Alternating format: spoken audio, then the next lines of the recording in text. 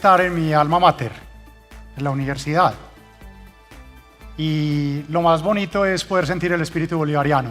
Y espero que en esta conversación, porque lo llamo una conversación, esta media hora que voy a hablar, ese espíritu bolivariano nos haga sentir lo que en esencia somos en este espacio, en este claustro. Personas muy humanas. Hablemos un poco de la comunicación para este mundo. Pensemos simplemente en las sensaciones que tenemos todos los días, y si estamos hablando de emociones, hagamos que todas esas emociones nos hagan entender el rol de la comunicación. Lo primero que los invito es que hagamos una composición de lugar. Parémonos en el mundo, entendamos dónde estamos parados. Esta foto es una de las ceremonias más tradicionales de la religión hindú, que se realiza obviamente en la India. Y el hecho de que esta persona tenga el tapabocas puesta en medio de una ceremonia completamente tradicional, con un valor antropológico y cultural gigantesco, ya dice mucho del momento que vivimos, los cambios tan fuertes que nos genera. Esta foto fue ganadora del premio Pulitzer y ese es el componente que marca la diferencia. Y es que en esa composición de lugar debemos entender el mundo que habitamos. Y en el mundo que habitamos, pensemos simplemente en esto: 8.000 personas. Somos 8.000 humanos, todos con una capacidad de libre albedrío, todos con la capacidad de hacer de nuestros pensamientos razones para vivir, que habitamos en este mundo. La foto muestra, en la parte de atrás donde están los edificios, una de las zonas más ricas y más opulentas de Sao Paulo, una megaurbe de 16 millones de personas. La otra parte, donde están las casas, es una favela, una de las zonas más pobres de Sao Paulo. Y es que en realidad lo que está pasando en términos poblacionales, a pesar de que ya se empieza a ver, por ejemplo, en China, que se frena un poco el crecimiento demográfico, es que la proyección de crecimiento poblacional es dramática. Para el 2050 se calcula más o menos que seremos 9.600 millones de personas en el mundo. De esas 9.600 millones de personas, el 60% más o menos va a estar concentrado en las grandes ciudades. Estamos generando una carga sobre los centros urbanos gigantesca y eso per se ya genera un desequilibrio.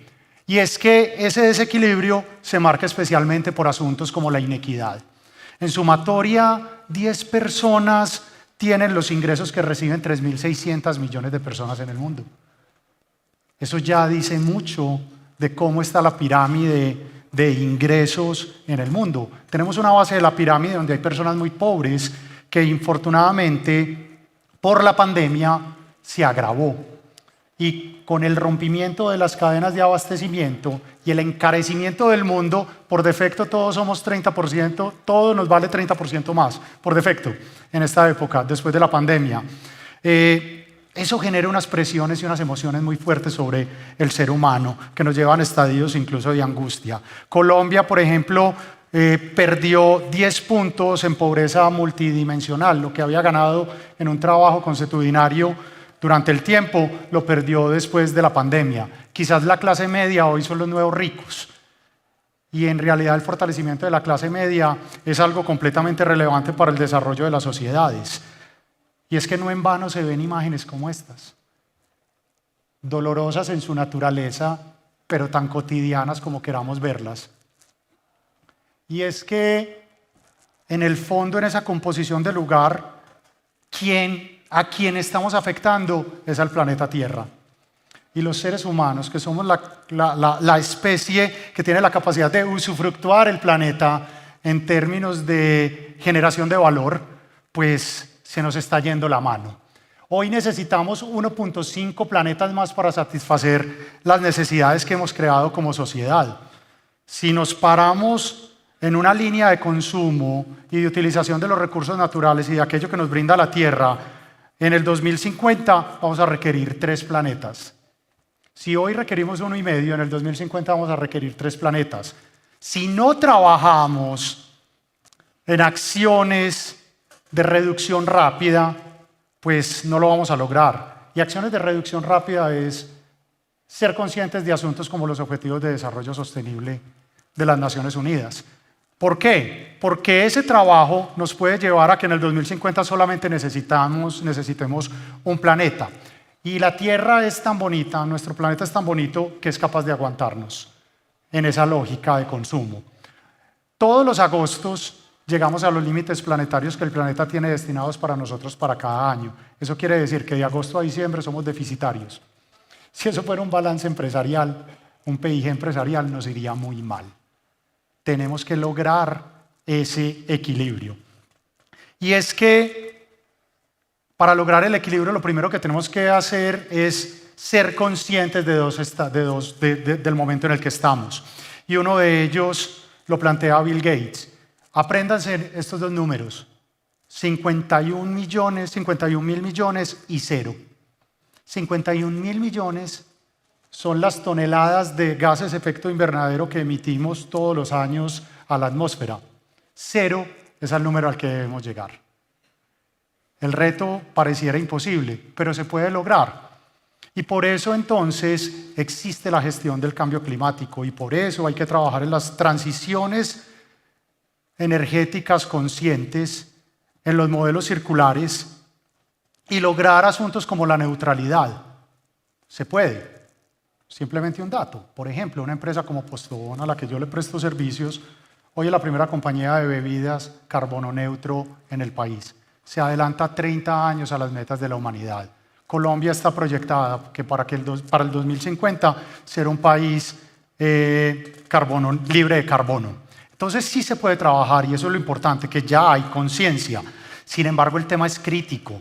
Esto fue una activación que hicieron en Nueva York. Ese es el edificio del New York Times y pusieron el reloj del clima con una cuenta regresiva sobre el tiempo que nos queda para cumplir los objetivos de desarrollo sostenible, especialmente los que tienen que ver con cambio climático. Y es que a la larga no hemos logrado un equilibrio entre lo social, lo ambiental y lo económico. Y cuando hablamos del equilibrio entre lo social, lo ambiental y lo económico no es cumplir la tarea de la sostenibilidad, es ser sostenibles en el tiempo. ¿Queremos ser sostenibles en el tiempo? Es la pregunta que nos debemos hacer en el fondo. Y hay que pensarlo desde el punto de vista económico. Desde el pilar económico debemos hacer reflexiones fuertes. La primera de ellas es cuál es el journey, cuál es ese viaje que todos los días hacemos como consumidores, desde que nos levantamos hasta que nos acostamos. Porque hoy la oferta de productos y servicios que tenemos es desmesurada y somos altamente demandantes. Hoy un shopper se enfrenta a diario con más de 300 contactos de marca y cada momento es un momento de verdad. ¿Cuál es la sostenibilidad de ese journey? ¿Qué queremos consumir? ¿Cómo vamos a consumir? Y es que en el fondo somos prisioneros de un ritmo vertiginoso, y un ritmo vertiginoso que nos lo están poniendo las reglas del mercado. Un choque de civilizaciones. Cuando en 1989 cae el muro de Berlín, la bipolaridad del mundo se acaba. Ya no son 2 fuerzas enfrentándose, una fuerza capitalista y una fuerza socialista en camino a ser comunista. Por el contrario, queda el capitalismo como un gran hegemón y en ese momento las civilizaciones son las que empiezan a luchar. E infortunadamente eso se traduce en grandes conflictos como lo que se está viviendo hoy en Medio Oriente. Pero ese choque de civilizaciones termina siendo un punto de inflexión para entender que el mundo cambia y que las personas tenemos la capacidad de crear nuestros propios destinos y que en el colectivo es donde tenemos que entender hacia dónde van esos destinos. También somos prisioneros de una era digital que nos sobrepasa. La era digital es exponencial y nosotros como seres humanos pensamos linealmente. Tenemos que encontrar la justa proporción entre la exponencialidad de esa era digital y la capacidad que tenemos nosotros como seres humanos. Esa justa proporción nos la da esa palabra, ser humanos. Entonces, la capacidad de entendimiento la necesitamos. Ojo,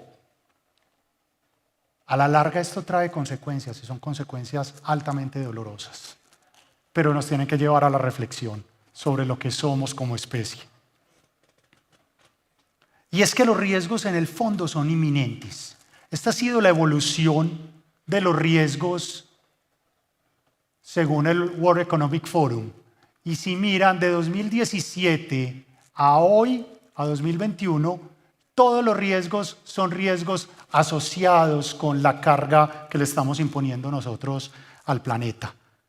Entonces ahí hay una clave de hacia dónde debemos ir y a dónde debemos pensar. Buenas noticias, somos conscientes de eso, la humanidad es consciente de eso. Estamos viviendo la historia de lo que el Bosco pintó en este tríptico que se llamó El Jardín de las Delicias Terrenales. El Bosco, en una visión futurista, pensó en lo que era el paraíso, en la forma como vivimos y lo que nos depara el futuro. Y esto es un cuadro de 1490. Sabemos hacia dónde va la humanidad. ¿Por qué no somos capaces de poner puntos de inflexión? Entonces, con esta introducción de composición de lugar, donde entendemos el hoy, el ahora, lo que ha pasado, grosso modo, no podemos seguir sin hacernos una pregunta.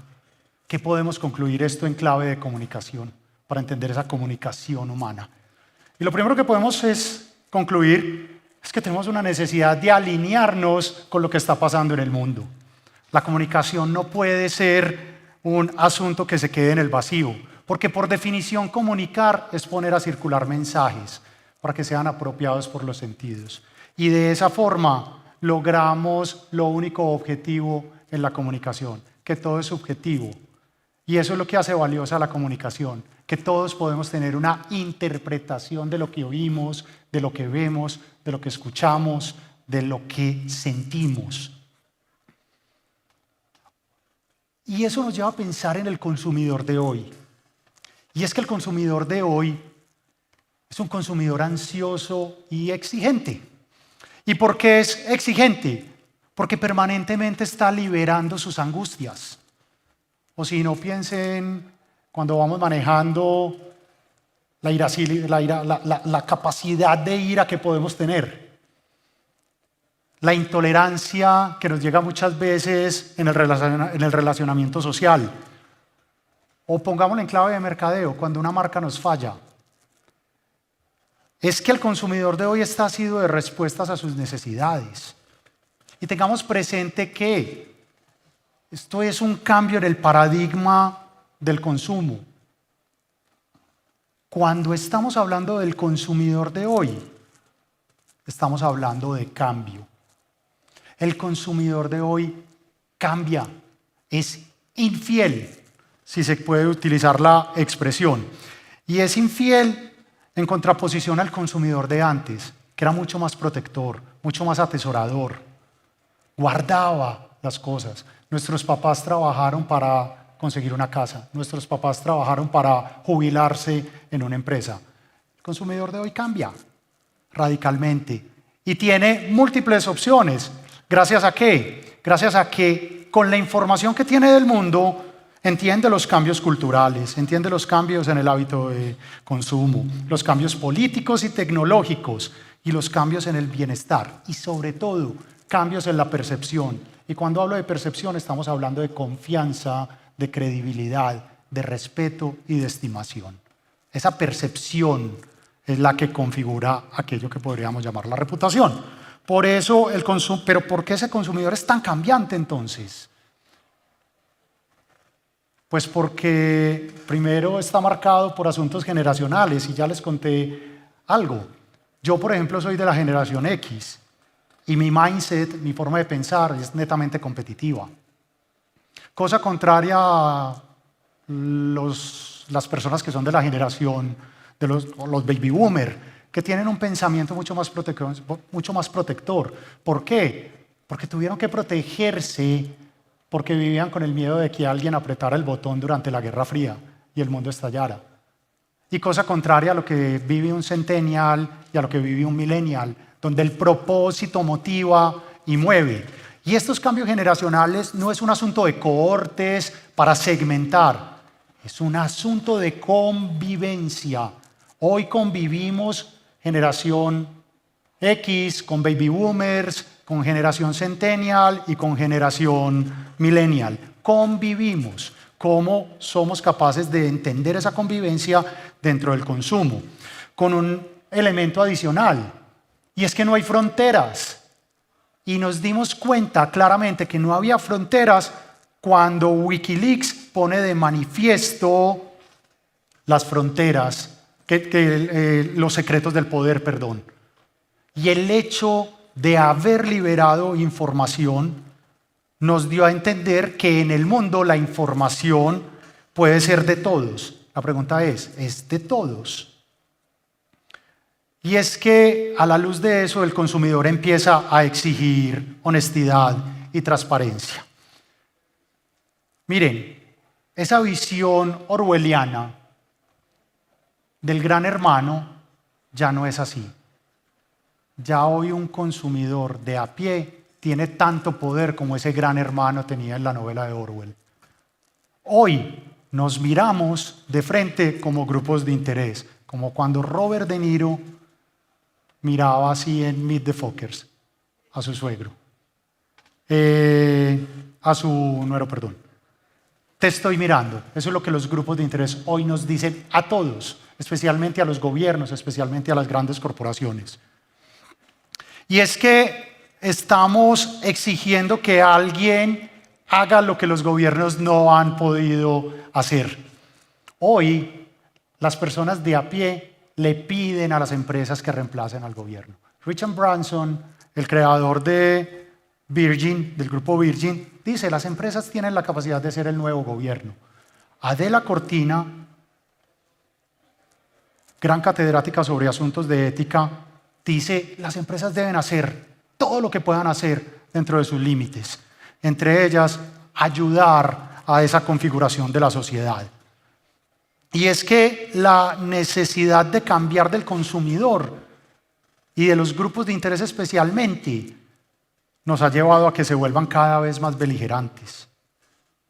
Tenemos personas dentro de los grupos de interés que presionan y presionan de múltiples formas. Y piensen simplemente en 2011, en la primavera árabe. Y la primavera árabe fue motivada por esta frase: la pérdida de toda esperanza nos hará libres. Es muy doloroso no tener esperanza y creer que en esa pérdida es la única forma de libertad. Pero gracias a que no había fronteras, en el mundo nos dimos cuenta de esto y de lo que sucedía. Y cambió la geopolítica global. Pero esto no es exento de Colombia. Nosotros no hemos sido la excepción. El paro nacional nos tocó. Y hoy nos debe poner a pensar en la relevancia del cambio para nosotros. ¿Qué tipo de cambio queremos como sociedad? Al final de todo esto genera un sentimiento de desconfianza. Y ojo con esa palabra. Estamos volviéndonos cada vez más desconfiados. Miren, la desconfianza lleva a la polarización. El 33% de los colombianos solamente confía en alguien si lo necesitara. Solo el 17% estaría dispuesto a vivir en el mismo vecindario que otra persona. Solo el 20% estaría dispuesto a tener a algún compañero de trabajo frente a los puntos de vista. Y les decía que esto nos lleva a la polarización. De esas noticias que nos gusta estar arriba, pero no por lo bueno, sino por lo malo. Somos el segundo país más polarizado del mundo. No nos toleramos, no nos aguantamos. Solamente nos gana Argentina. ¿Por qué hemos llegado a ese punto? Porque hemos perdido la confianza. y hemos debilitado el tejido social creando unas divisiones. Y entre más extremos, más lejos nos vamos a ver y más nos vamos a tener que gritar. Y eso lleva a que imperen 4 fuerzas en el pensamiento de las personas. El primero, una preocupación económica. El segundo, un desequilibrio institucional, es decir, nos da miedo confiar en las instituciones. Tercero, divisiones de clases. Tan triste es el asunto que en Colombia hablamos de zurdos y de paracos. Palabras duras, ¿no? Malucas, ¿cierto? Y la lucha por la verdad se vuelve un imperativo. La pregunta es, ¿cuál es la verdad? Y esto lleva a que colapse tristemente el optimismo. Hoy somos un país pesimista. El 34 de cada 100 colombianos, solamente 34 son optimistas del futuro del país. Y llegan los miedos que generan angustias. Tenemos miedo a la pérdida del empleo, a la inflación, a la escasez de alimentos, al cambio climático, a una guerra nuclear, a la escasez de energía. Hagan una prueba ácida de estos elementos con respecto a cada uno de ustedes. Les puedo asegurar que son los temas que a ustedes hoy los preocupan. Y las noticias falsas, las fake news, agravan el problema. Miren, en una encuesta que hizo la Unión Europea, cerca del 30% de la población afirma estar expuesto muy a menudo a las noticias falsas. Y el 60% de las personas dice, sí, yo sé que en mi entorno han pasado noticias falsas. ¿Quiénes se enteran de las noticias por redes sociales? ¿Quiénes hacen de su fuente de información las redes sociales? Y eso lleva a que prejuzguemos, a que pensemos en términos discriminatorios, a que frenemos por miedo nuestro desarrollo económico, a que incentivemos la violencia en las calles, que inhabilitemos por la discusión polarizada el cambio social y que suframos en el fondo. Y es que somos caldo de cultivo entonces para la manipulación. Y vean la última frase relacionada con la mentira. Una mentira repetida 1000 veces se convierte en una verdad. Y esto lo decía el ministro de la propaganda nazi, Joseph Goebbels. Y empieza a aparecer entonces un nuevo ecosistema informativo donde los medios tradicionales, que es en los que históricamente hemos confiado, ya no tienen el monopolio de la información. Yo les pregunto, ¿quién orienta su opinión por el editorial de un periódico hoy en día? Nuestros papás así lo hacían. Quienes hemos trabajado en medios de comunicación sabemos la relevancia de un texto como el editorial. Las redes sociales hoy entonces empiezan a cobrar esa influencia en la opinión pública. La rapidez de las noticias hace que el componente de viralización y de crecimiento exponencial de la información sea desesperante en el buen sentido de la palabra. Pero también nos volvemos prosumidores. Consumimos la información, pero producimos información. Cada vez que hacemos un comentario en redes sociales, estamos produciendo información que puede circular. Y empezamos a tener un carácter de activismo permanente. Y ojo, que quienes empiezan a ejercer la presión, empiezan a entender que las demandas socioambientales, por ejemplo, en el caso de las demandas socioambientales, pues se pueden organizar y se pueden volver creativos, generar nuevos canales y lograr mayor cobertura de sus motivaciones, con un problema que lo llevan a la militancia. Y al llevarlo a la militancia están asumiendo una posición de extremo y ahí se pierde la posibilidad de conversar. Entonces nos enfrentamos a un reto de hacer de la comunicación una herramienta que motive y que contribuya a mitigar todos esos riesgos.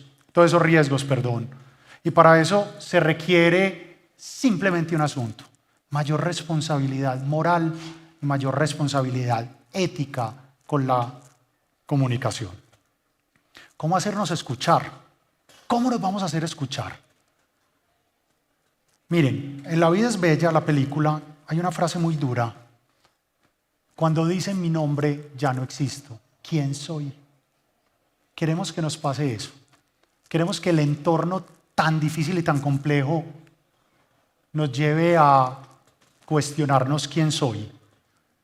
Y es que no se nos puede olvidar que la comunicación es el proceso de búsqueda del tú por parte del yo para confluir en el nosotros. Es las ganas de reflejarme en el otro para yo manifestarle quién soy y que podamos construir colectivamente.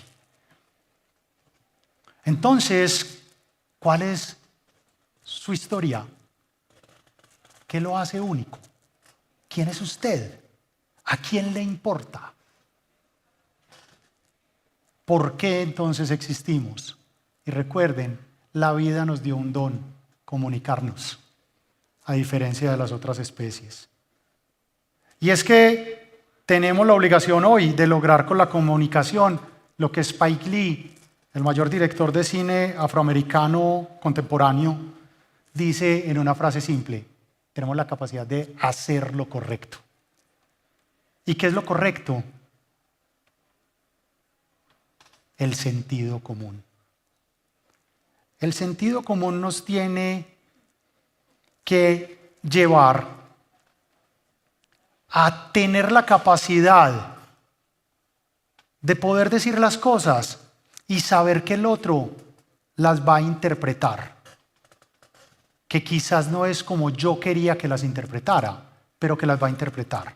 Entonces, ¿cómo somos capaces de hacer que esa interpretación sea una interpretación asertiva que ayude a construir? Y es que nosotros como seres humanos tenemos una psicología compleja, nos engañamos fácilmente y somos, para muchas de nuestras decisiones y opiniones, bastante irracionales. Levanten la mano los que ven aquí un conejo. Levanten la mano los que ven aquí un pato. Cada uno ve lo que quiere ver.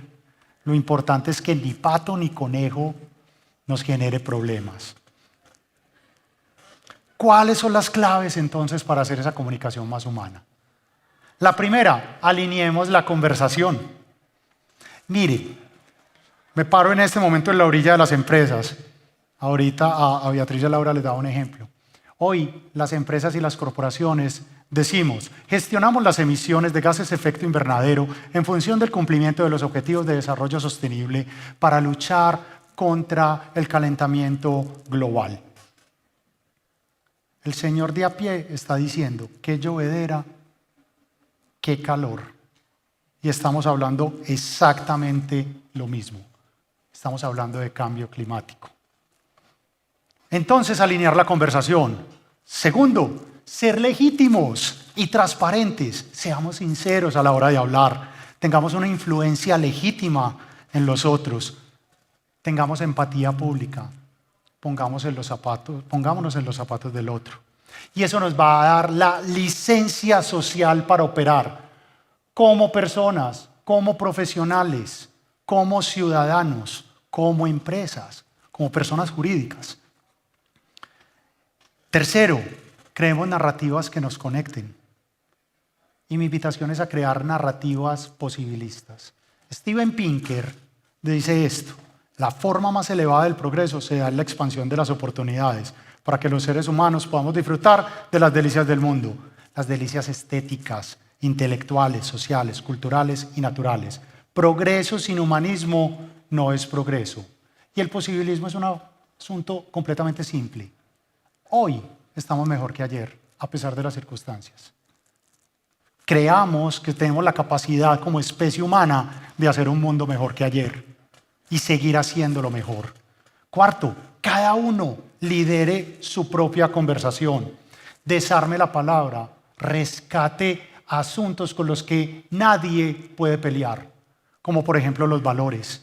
Y esto es un ejemplo de Postobón. En Postobón somos optimistas por naturaleza y lo hemos manifestado públicamente. Hace unos años hicimos esta campaña. Audio, por favor.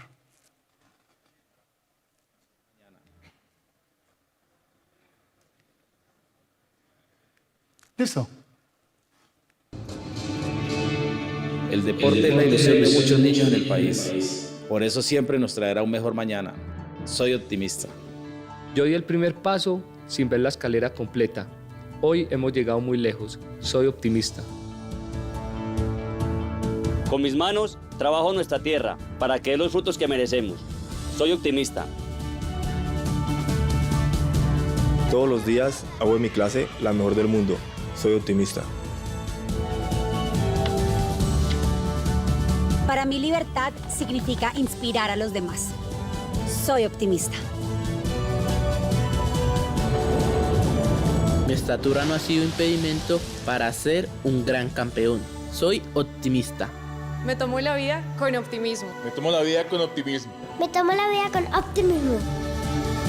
Colombia, es el momento de tomarnos la vida con optimismo. Postobón, tómate la vida. Y solamente poniendo ese valor común, el del optimismo, la conversación cambia. De inmediato se empezó a presentar esto, distribuir optimismo. Ojalá que llegue hasta el ADN de todos. Qué bonita la nueva campaña, soy optimista, eso deberíamos intentar todos. Tómate la vida con optimismo, buena campaña. Y miren, esta campaña corrió en una época donde el pesimismo estaba altísimo, la incertidumbre de la firma del proceso de paz. 24% de los colombianos creía que el país iba bien. Al final de la campaña, 3 meses, el optimismo subió al 35%. Esto sirve, los mensajes optimistas sirven. Quinto, autorregulémonos, cuidemos nuestra conversación. No es tiempo de blofear, no es tiempo de hacernos los envalentonados e inventarnos las cosas. Hablar desde el qué he sido, qué soy, qué seré. Asumamos compromisos que podamos cumplir, que sean tangibles en nuestra comunicación. Y sexto, si hay desconfianza, generemos confianza. Eso es un antídoto. Así como el antídoto del pesimismo es el optimismo, el antídoto de la desconfianza es generar confianza. Y la confianza la podemos hacer haciendo más con menos, sin enredarnos la vida, haciendo más por la sociedad y el planeta, y hacer más para la gente y desde la gente. Entonces, si me llegaran a preguntar para ir cerrando, ¿cuál es la fórmula para lograrlo? Pues esto es un llamado a la acción. Pues la fórmula está inventada desde hace más de 2.300 años. Y esa fórmula la planteó Aristóteles en la antigua Grecia. Y esa fórmula se llamaba la retórica. Y la retórica a la larga nos llevaba a entender el arte de la persuasión. Y la persuasión es convencer por la fuerza de los argumentos. La retórica se resume en 3 grandes verticales muy simples: el etos, el patos y el logos. Y lo voy a resumir rápidamente. El etos es el deber ser, nuestra ética. El deber ser, cómo nos debemos comportar en la sociedad. Y no es un asunto de urbanidad de Carreño, es un asunto de sentido común. El patos es ese sentido emocional que tenemos todos, porque tenemos emociones, vivimos, percibimos. Y el logos, lo que hago, lo que debo hacer, mi razón para hacer las cosas y el por qué hago las cosas. Si todo lo construimos en una lógica retórica, desde el etos, el patos y el logos, quizás nos va a ir muy bien. Y la fórmula se puede aplicar. Las marcas la pueden aplicar. Nunca antes las marcas habían estado en un estadio tan benévolo para poder hacer más por el planeta, hacer más por la sociedad, hacer más por el consumidor. Las empresas hoy tienen la capacidad de hablar sobre temas complejos, de construir opinión pública, de participar en el debate público, generar mayor cercanía y confianza con sus grupos de interés, hacer de la sostenibilidad un must, que construyan desde propósitos superiores, no solamente desde la transacción y no solamente desde lo funcional de sus productos y servicios. Ser capaces de construir desde propósitos superiores, gritarle al mundo por qué X número de personas se levantan todos los días a hacer de esa empresa grande, no solamente en el cumplimiento de los objetivos, sino en su grandeza. ¿Por qué existen las empresas? por qué vamos a trabajar en ellas. Y eso daría la capacidad de llegar a un juego infinito y abordar esos problemas sociales y ambientales, dando resultados. Miren, hoy la gente quiere que las marcas hagan parte de la construcción social. Estas son cifras del Edelman Trust Barometer, la mayor encuesta de confianza que se hace a nivel global. Y por último, las personas. Cada uno de nosotros hable con responsabilidad de los medios que existen. Haga que las redes sociales no sean el paradigma de la conexión con los otros. Apele a esa conversación del saludo. Si alguno hace deporte, por ejemplo, trotando, salude al que pasa por el lado, salúdelo y siente un cambio en la actitud. Eso nos ayuda a estar más cerca, a ser más simpáticos y empáticos. No caigamos en el juego de las fake news. Acá somos personas conscientes, pero a todo el entorno de nosotros enseñémosle que el chat, el WhatsApp, los mensajes de las tías en el grupo familiar no son los constructores de la verdad. Tengamos apertura de pensamiento y evitemos los absolutismos, partir de la confianza del otro. Miren, si nuestra comunicación tiene el poder de la persuasión, logremos llenar los vacíos a los que hoy estamos expuestos, que es un poco lo que les he venido narrando. Volvamos a hacer lo correcto, Spike Lee. Volvamos a ese sentido común y a ser tan humanos como debemos ser. Por eso Thich Nhat Hanh, el creador del mindfulness, uno de los grandes maestros Zen, decía que mis palabras sirvan para crear comprensión y entendimiento, que mis palabras sean como las flores, que mis palabras sean tan valiosas como si fueran joyas. Muchas gracias.